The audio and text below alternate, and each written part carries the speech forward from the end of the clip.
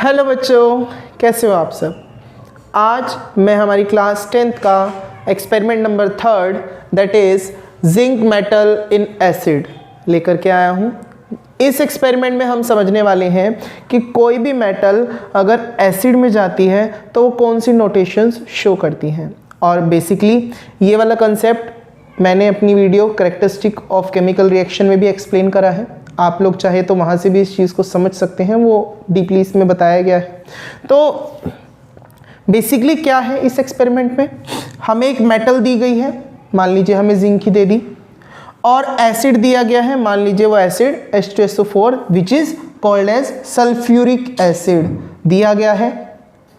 और क्या कहा, अब उस एसिड के अंदर उस जिंक को डाल दिया।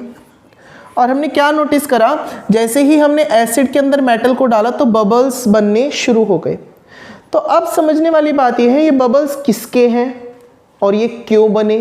देखिए, जिंक मेटल जब सल्फ्यूरिक एसिड के साथ मिक्स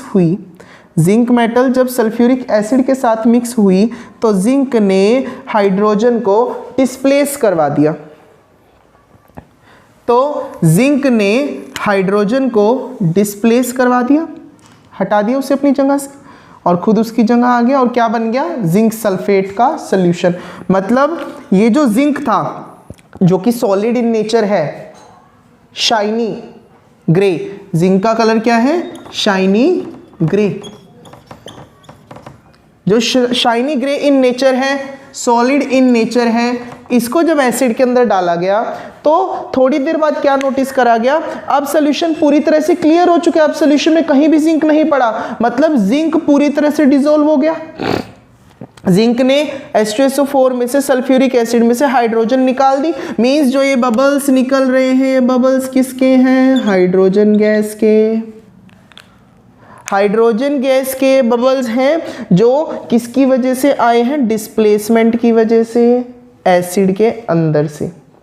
तो अब अगर समझा जाए इस केमिकल के अंदर खास बात क्या है, इंपॉर्टेंट बातें क्या है। जिंक को जब हमने एसिड के अंदर डाला तो जो हमारा जिंक था वो पूरी तरह से डिसॉल्व हो गया। सॉल्यूशन कैसा आ गया, बिल्कुल क्लियर। मींस जो जिंक है वो एसिड, मतलब कोई भी मेटल, यहाँ पे जिंक नहीं, जिंक के साथ साथ कोई भी मेटल हो सकता है, कोई भी मेटल एसिड के साथ बेसिकली पूरी तरह से डिसोल्यूशन दिखाता है, पूरी तरह से डिसॉल्वेशन दिखाता है कि पूरी तरह से वो डिसॉल्व हो जाएगा। इसके साथ साथ और क्या दिखा, बबल्स भी बन रहे हैं, ये भी दिखाई दिया कि बबल्स भी फॉर्म हो पा रहे हैं। और ये बड़ा धीरे धीरे हो रहा था। एसिड जितना ज़्यादा कंसंट्रेटेड होगा, कंसंट्रेटेड मतलब स्ट्रोंग, खतरनाक, एसिड जितना ज़्यादा कंसंट्रेटेड होगा वो उतना तेजी से इस रिएक्शन को दिखाएगा।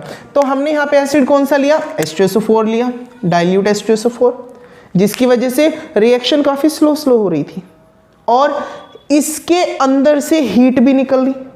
जब ये बबल्स निकल रहे थे तो बबल्स की वजह से क्या हुआ, टेम्परेचर भी तो बढ़ेगा ना, टेम्परेचर भी तो इंक्रीज हुआ। और जब हमारा टेम्परेचर इंक्रीज होता है उस टाइप की रिएक्शन को क्या बोला जाता है, एक्सोथर्मिक रिएक्शन। मींस जब हमारी रिएक्शन हो रही थी, भले वो स्लो हो रही थी, उसने एक तो टेम्परेचर को चेंज करवा दिया, 22.5 डिग्री सेल्सियस से 23.7, मतलब टेम्परेचर बढ़ गया। टेम्परेचर बढ़ा, उस तरीके की रिएक्शन को जहाँ पे टेम्परेचर में इंक्रीज वाला चेंज आ जाए, उस तरीके की रिएक्शन को क्या कहा जाता है, एक्सोथर्मिक रिएक्शन। मींस जब हमारे पास में रिएक्शन के अंदर टेम्परेचर इंक्रीज हो जाए, वो इंक्रीज वाला जो टेम्परेचर होता है वो एक्सोथर्मिक रिएक्शन के अंदर आता है। तो ये था हमारे पास पूरा एक्सपेरिमेंट। ये छोटा सा एक्सपेरिमेंट है जिसमें आप सिर्फ यही देखते हैं कि मेटल जब भी एसिड से रिएक्ट करता है तो वो बबल्स को फॉर्म करता है, वो गैस को इवोल्व करवाता है।